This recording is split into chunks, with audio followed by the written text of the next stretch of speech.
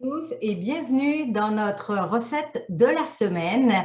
À quelques jours de la Saint-Valentin, j'ai voulu vous proposer une recette qui s'appelle bisque de crevettes à l'orange, bar aux herbes et purée de panais. Donc, j'ai voulu la tester pour vous.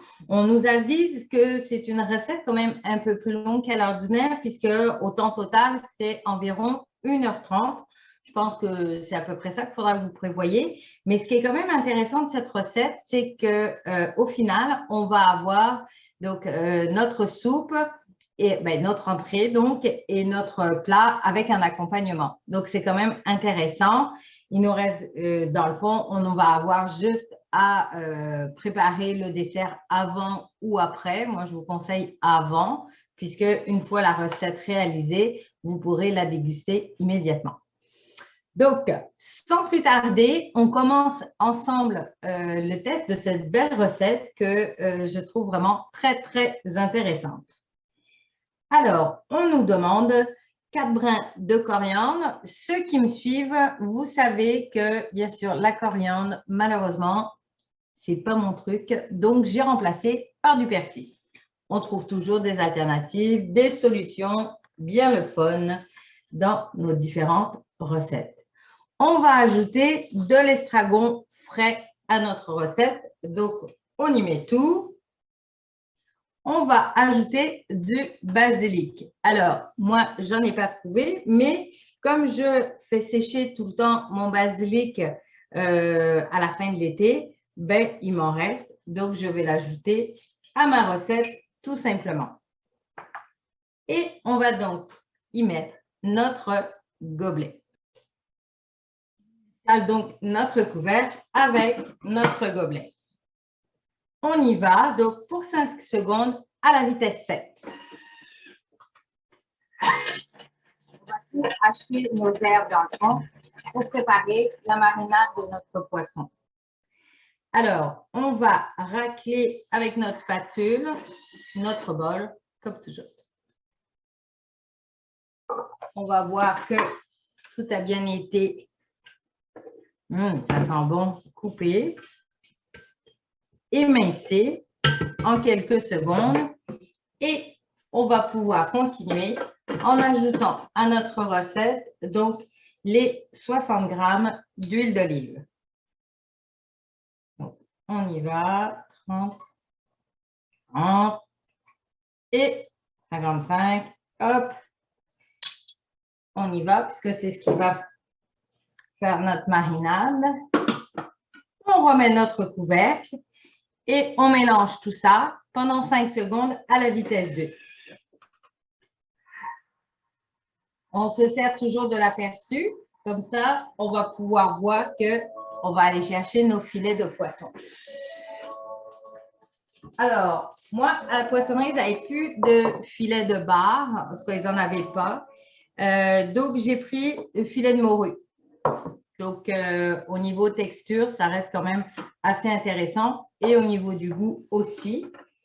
Donc, on voit que toutes nos herbes sont bien mélangées avec notre huile d'olive.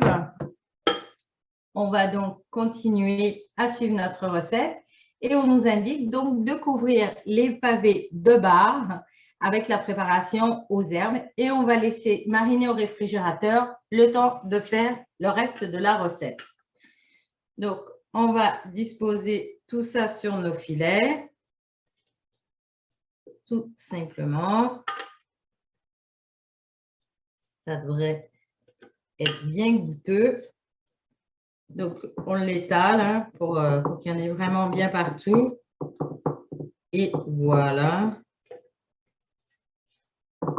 Et on va aller mettre ça au frigo. Tout simplement. Ensuite, on commence la recette pour vrai. Alors, pour ça, on nous demande de zester une orange et de presser les deux. Donc, on va zester. Ce qui va être bien important, je voulais vous montrer, je ne serai peut-être pas la première à vous le dire, mais au cas où. Donc, on prend vraiment juste la surface de notre orange. On ne va pas aller chercher le blanc parce que c'est dans le blanc de l'orange, j'avais enlevé ici pour vous montrer, c'est là que va se trouver l'amertume. Donc, nous, on veut vraiment y aller en surface. Donc, on laisse tout ça comme ça et on zeste l'une des oranges et on a pressé. Donc, j'avais bien sûr pressé mon orange. Ensuite, on y ajoute 60 g d'échalotes. Donc, échalotes françaises, bien sûr. Le zeste de l'orange. On va pouvoir ajouter. Et donc, on va y mettre notre couvercle avec le gobelet doseur. Et on part pour 7 secondes à la vitesse 5.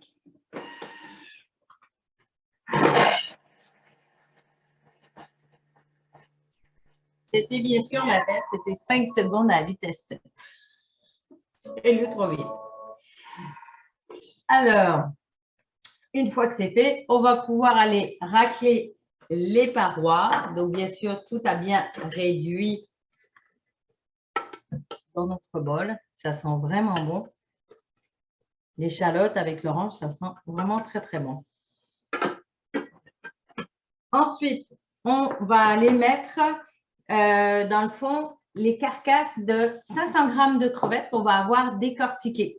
Prévoyez pour les 500 g une dizaine de minutes pour tout bien décortiquer. Donc, on demande des crevettes qui étaient cuites, à laquelle donc, on a tout enlevé et on a gardé à part le corps des crevettes. Donc, comme je vous dis, prévoyez une dizaine de minutes. Ça va bien, c'est assez facile, mais quand même, il faut toujours le faire. Donc, on y va directement comme ça. On insère le couvercle et le gobelet. Et on va aller donc 5 minutes à 120. On va aller faire tout revenir dans le fond pour sortir un peu le goût de la crevette dans cette préparation du bisque.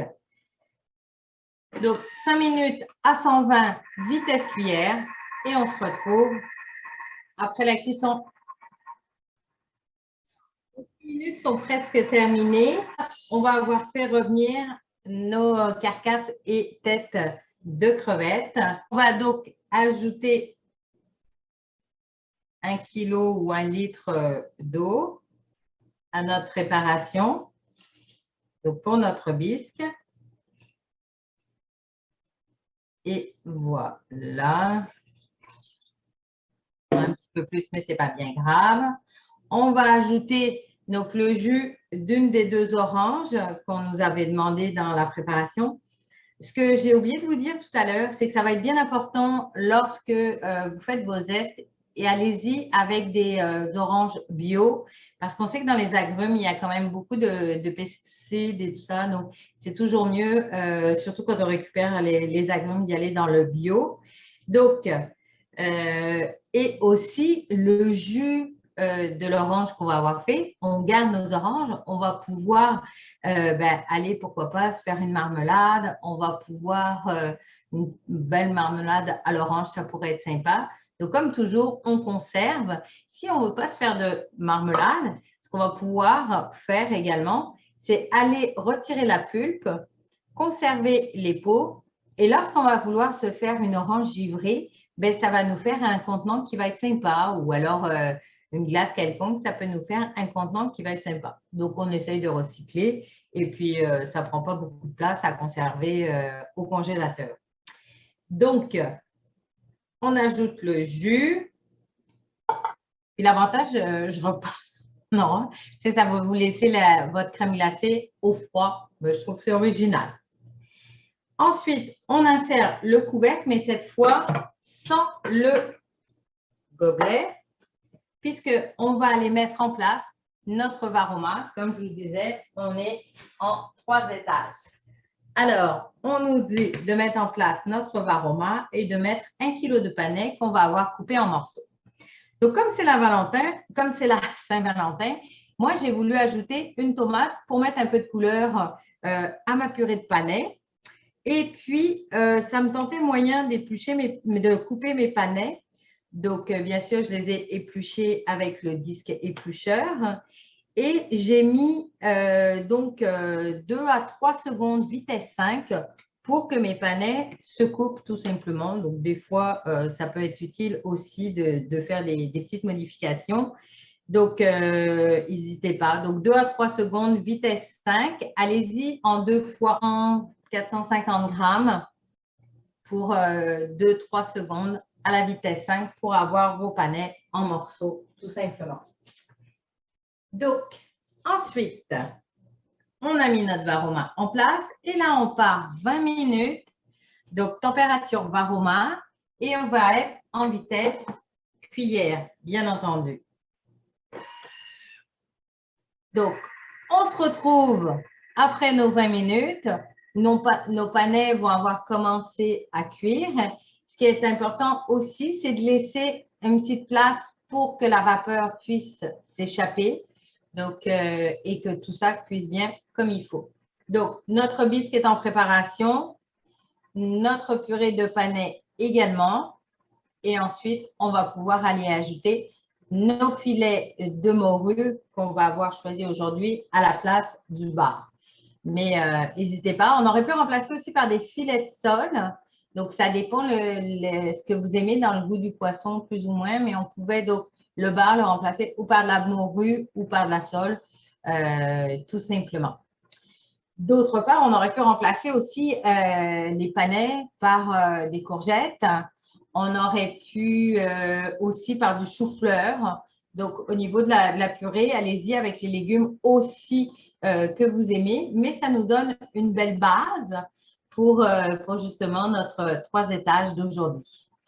Donc, je vous retrouve après les 20 minutes de cuisson de la bisque et de nos panais. À tout de suite!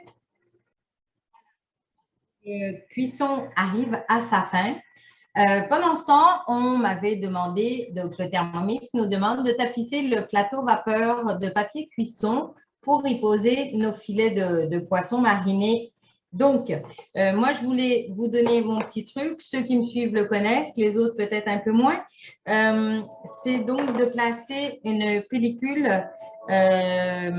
nous on appelle ça coquina ici, que j'ai découpée pour se placer dans mon plateau, tout simplement. Et là, ça va me permettre de le laver à chaque fois et donc de le réutiliser plusieurs fois. Donc, plutôt que de prendre du papier parchemin. Mais ça reste à votre choix, bien sûr. Je vous donne juste mon petit truc. Donc, là, on me demande donc de placer mes filets de poisson qui sont restés au frigo marinés. Donc, les voici. Donc, moi, je les avais un peu regardés pendant la cuisson et j'ai étalé un peu tout ça pour que ce soit bien réparti. Donc, et voilà, tout est placé et on me dit de réserver la marinade. Donc, je n'ai pas essuyé mes poissons et ce qui reste dans mon plat, je le garde pour plus tard, a priori. Surprise, on va voir. Ensuite, donc, on est à la fin de la cuisson. On me dit donc d'insérer mon plateau, tout simplement. On fait toujours bien attention lorsqu'on soulève le couvercle. Et voilà. Et ensuite, on repart pour une dizaine de minutes.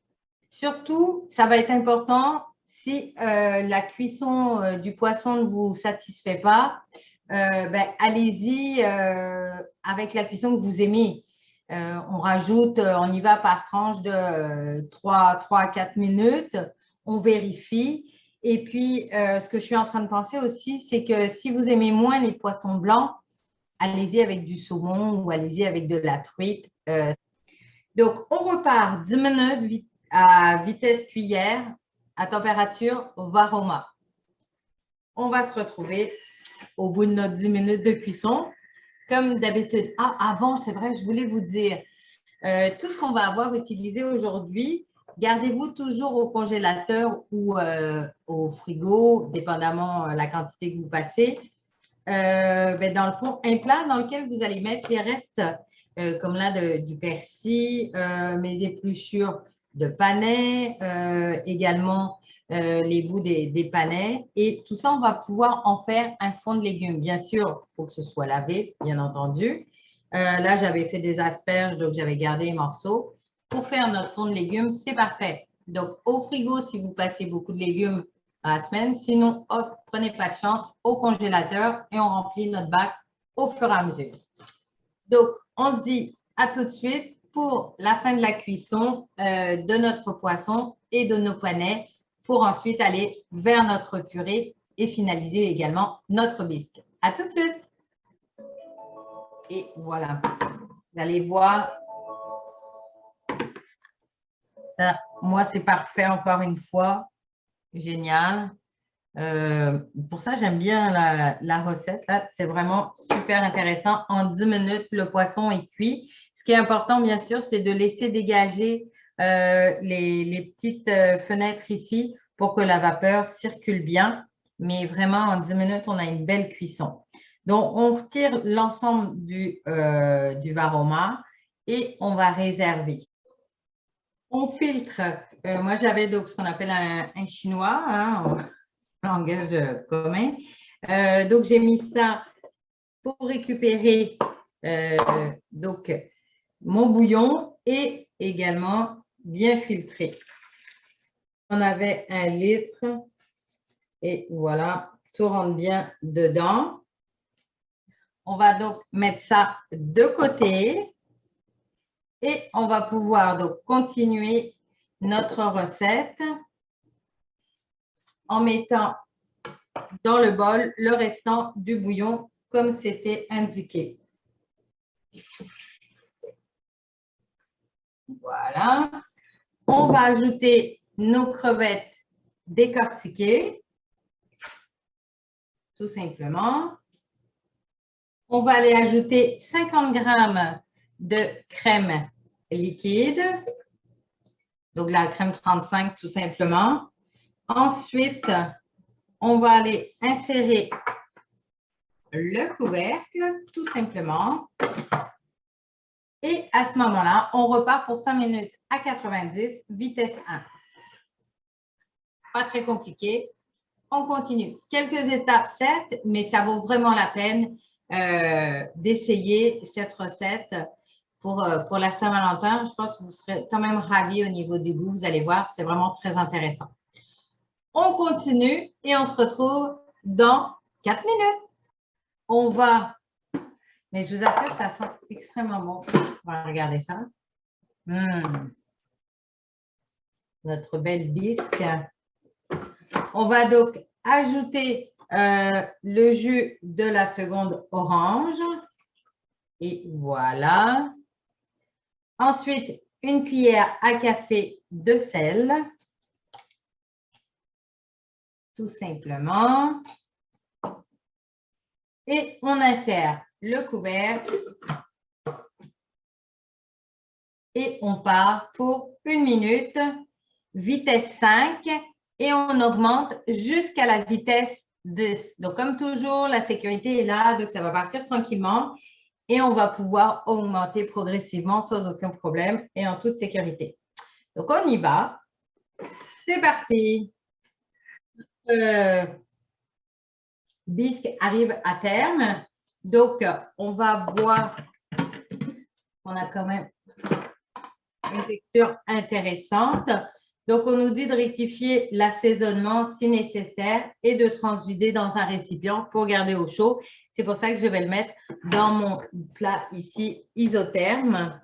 Donc, je vais quand même goûter.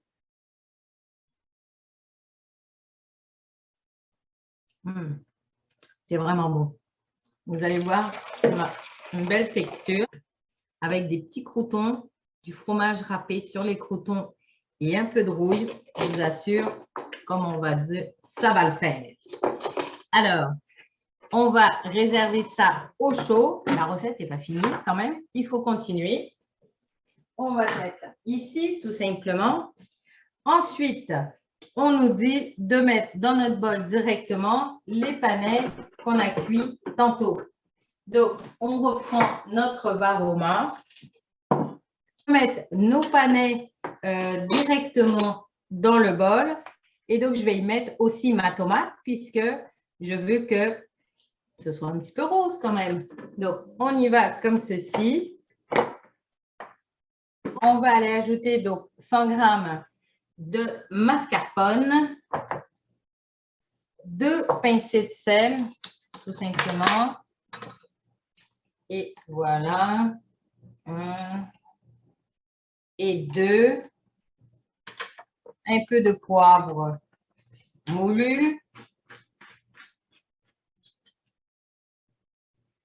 Vraiment très facile encore une fois. Hein. Quelques étapes, mais vraiment très facile à réaliser. Et ensuite, on part 1 minute à la vitesse 5.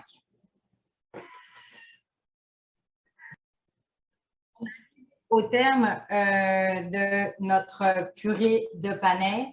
Donc, comme c'est noté, puis je vais vous expliquer, dans la recette, on nous dit, si nécessaire, et je vous le conseille, donc enlevez le couvercle du bol parce que lorsque la purée va se mélanger, après, elle revient sur les bords, il n'y a plus rien qui se passe. Donc, allez-y avec la spatule et on va aller racler. Vous savez qu'elle est sécuritaire. Bien entendu, il faut le faire avec la spatule du Thermomix. Ça va permettre de rabattre au fur et à mesure que la purée se forme, de retourner tout le temps au milieu sur les lames et qu'il n'y ait pas de bulle d'air qui se passe, qui arrêterait que la purée soit mélangée. Donc, quand on le fait bien comme ça, après 1 minute, on va avoir notre belle purée de panais. Donc, moi, j'avais ajouté une tomate, mais au niveau du goût à vérifier, mais peut-être on aurait pu mettre une betterave, ça aurait peut-être fait un peu plus rouge. Là, c'est un petit peu rouge-orangé, mais je voulais mettre de la couleur pour la Saint-Valentin. Donc, allez-y avec vos inspirations, comme je vous dis, à vérifier pour le goût avec la betterave, mais ça pourrait être sympa aussi à regarder. Donc, on nous dit, voilà, comme je vous disais, de poursuivre le mixage en mettant bien la spatule et ça va être important pour avoir une belle purée. Ensuite, on transvase pour garder au chaud. Moi, je vais laisser dans le bol et je vais juste continuer avec mon autre bol puisque j'ai eu le temps de le nettoyer tantôt sans problème. Alors, là, il ne nous reste plus qu'à faire notre sauce. Donc, pour ça, on va aller mettre le 150 g de bouillon qu'on a réservé tantôt. On va aller ajouter le reste de la marinade aux herbes. Donc, juste ici, je vais juste rincer ma spatule et je suis à vous. Donc, ma marinade se retrouve dans le bol pour préparer la sauce. On va y ajouter 1 cuillère à café de farine. Et voilà, 1 pincée de sel, encore une fois. À votre goût, hein, si vous ne voulez pas trop ou un peu plus, allez-y. On ajoute à nouveau du poivre. Et donc, on insère notre couvercle avec le gobelet. Et là, cette fois, on part pour 5 minutes à 100 degrés pour aller faire la sauce qui va accompagner notre beau poisson. À tout de suite! De notre sauce vient de se terminer. Il nous reste juste à partir 30 secondes à la vitesse 5 et ensuite, comme pour la soupe, on va y aller progressivement jusqu'à la vitesse 10. Et c'est parti pour 30 secondes. Et notre purée. Et là, il va juste à nous rester à napper tout simplement notre poisson de la sauce qu'on vient de réaliser. Et voilà. Donc, vous allez avoir quand même une très belle recette. Comme je vous dis, comptez 1h30 environ de préparation. Mais au final, on va avoir donc, notre bisque qu'on a goûté tantôt. On va avoir également notre poisson et on voit que la chair est vraiment très, très belle. Je vais vous montrer. Et donc, avec sa petite sauce et sa purée de panais et tomates. Alors, surtout, c'est très bon. N'hésitez pas à ajuster la cuisson aussi bien pour les panais si vous en avez besoin ou pour le poisson. Et ensuite, régalez-vous tout simplement. Donc, une belle assiette. Vraiment, essayez, ça vaut la peine. Prévoyez votre temps, mais c'est le fun de pouvoir se dépasser un peu pour la Saint-Valentin. Et puis, avec une recette à 3 étages, c'est toujours bien agréable. Sur ce, je vous souhaite bon appétit. À la semaine prochaine pour une nouvelle recette un peu particulière, je vous l'avoue, mais très intéressante. Alors, bon appétit, bonne Saint-Valentin et à très, très bientôt!